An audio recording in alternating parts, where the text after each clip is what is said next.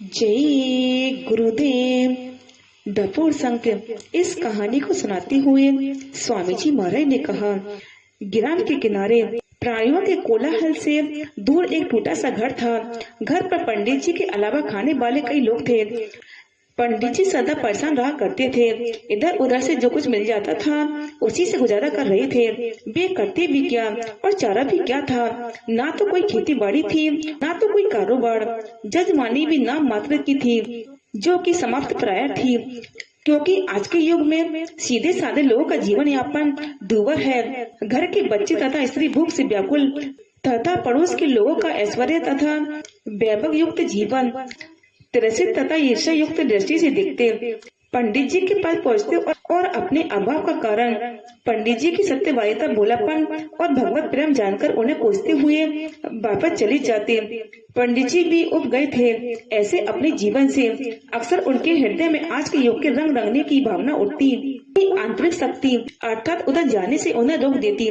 बहुत दिन तक इसी प्रकार दुखमय जीवन बिताते हुए एक बार पंडित जी ने सोचा कि किसी संत महात्मा की संगत करना चाहिए, क्योंकि उन्हीं की कृपा दृष्टि से आदि भौतिक, आदि दैविक और आध्यात्मिक सुख मिल सकता है। पंडित जी एक उच्च कोटि के महात्मा जी की सेवा में पहुँचे और उनकी निष्काम सेवा करने लगे।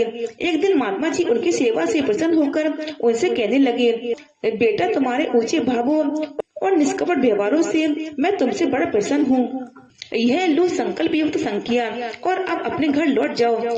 इस संख्या में यह विशेषता है कि जब तुम्हें धन की आवश्यकता हो तो गोबर से शुद्ध की गई भूमि पर इसे रखकर गुरु स्मरण करते हुए जब भी तुम इससे धन की याचना करोगे तो यह तुम्हें 5 रुपए प्रदान करेगी। अच्छा, अब जाओ और अपने परिवार में सुखमय जीवन व्यतीत करो। पंडित जी का सब दुख दरिद्र दूर होने को आया। पंडित जी प्रसन्नता से फूले नहीं समाते थे। आज संसार में उनसे धनी कोई नहीं था। महात्मा जी को दंडवत प्रणाम कर पंडित जी कृतज्ञ और प्रेम के आंसू बहाते हुए होले होले बड़े घर की ओर। वहाँ से घर उनका दूर था। जाते जाते बाजार में शाम हो गई। सोचा रात में यहाँ रुक जाए, कल उठते ही घर चल देंगे। पंडित जी एक हलवाई की दुकान पर गए। अब धन की तो कमी नहीं रही। पूरी मिठाई और जिस सामान की इच्छा थी हलवाई से लिया और वही दुकान के सामने गोबर से भूमि शुद्ध करके संकल्प संख्या को स्थापित कर पंडित जी गुरु का ध्यान करते हुए बोले, महारानी संख्या हमें 5 रुपए दे दो। उसी समय संख्या के बगल में 5 रुपए आ गए और पंडित जी ने हलवाई को दाम चुकता कर दिया। यह दृश्य हलवाई बड़े ध्यान से देखता रहा। वह अपने मन में सोचने लगा कि हम तो दुकान में दिन भर खपते बचते हैं, फिर भी 5 रुपए नहीं मिलते। क्यों ना इस संख्या को उड़ा लिया जाए। वह पहुंचा पंडित जी के पास और उनकी बहुत अवगत की और पंडित जी को ठहरने के लिए चारपाई, बिस्तर आदि सब चीजों की सुविधा कर दी। बेचारे भोले वाले पंडित जी दूसरों के हृदय के छल कपट को क्या जाने। वे रात में विश्राम करने लगे। दिन भर की यात्रा से थके आ रहे पंडित जी को आरामदेह बिस्तर पर तुरंत गहरी नींद आ गई। रात्रि में हलवाई ने पंडित जी के झोले में से उनकी संकल्प युक्त संख्या निकालकर ठीक उसी प्रकार की दूसरी संख्या रख दी।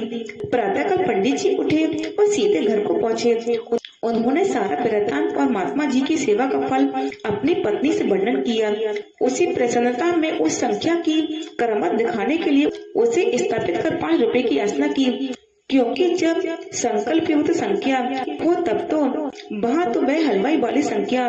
बेचारे पंडित जी उल्टे पांव लौटे और पहुँचे महात्मा जी के पास। उनके भोलेपन पर रस खाकर वे अत्यंत दयालु महात्मा अनायास ही दुखियों का दूर करने वाले महात्मा जी पंडित के दुख से द्रवित हो गए। उन्होंने हलवाई वाली संख्या को अपने पवित्र चरणों से स्पर्श करके फिर पंडित जी को देते हुए कहा, इस संख्या को लेकर फिर उसी हलवाई के यहाँ ठहरना और उसी प्रकार इस संख्या को स्थापित करके जब इसे याचना करोगे कि महारानी संख्या मुझे 5 रुपए दे दो, तो ये बोलेगी नहीं 10 और जब मांगोगे अच्छा 10 ही दे दीजिए तो कहेगी नहीं 20। तब कहना कि अच्छा अभी रहने दीजिए, जब फिर मांगूंगा तब दे दीजिएगा।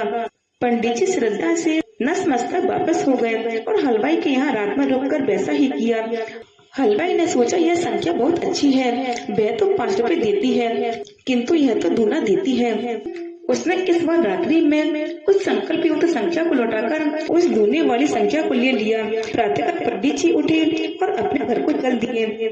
जब वे पहुंचे तो तुरंत उस संख्या की परीक्षा की। अपने पुरानी संख्या को पाकर पंडित जी बड़े प्रसन्न हुए और सुख से अपना जीवन व्यतीत करने लगे। कुछ दिनों बाद हलवाई को दुकान में घाटा लगा।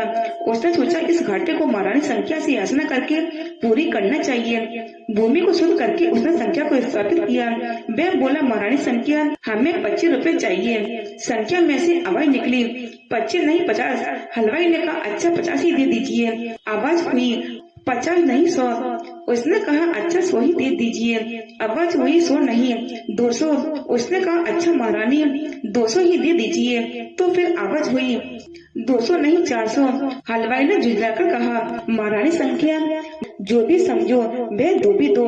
तब संख्या में से आवाज हुई कि देना लेना क्या, देने वाली संख्या तो गई, यहाँ तो केवल लफड़ संख है। धुन बोलती जाएगी। हलवाई पोचंका रह गया। इसी प्रकार दूना लाभ लेने वाले संसारी लोग जो दिन दूना रात चौगुना लाभ चाहते हैं और हाथ धोकर धोखाधड़ी, बेईमानी तथा रिश्वतखोरी में लगे हैं, उन्हें अंत में दुख भोगना पड़ता है। जो धन जैसे आता है वैसे ही जाएगा। कबीरा, आप ठगाइए और न ठगिए कोई। आप ठगाए सुख होता है और ठगे दुख होए। जय गुरुदेव।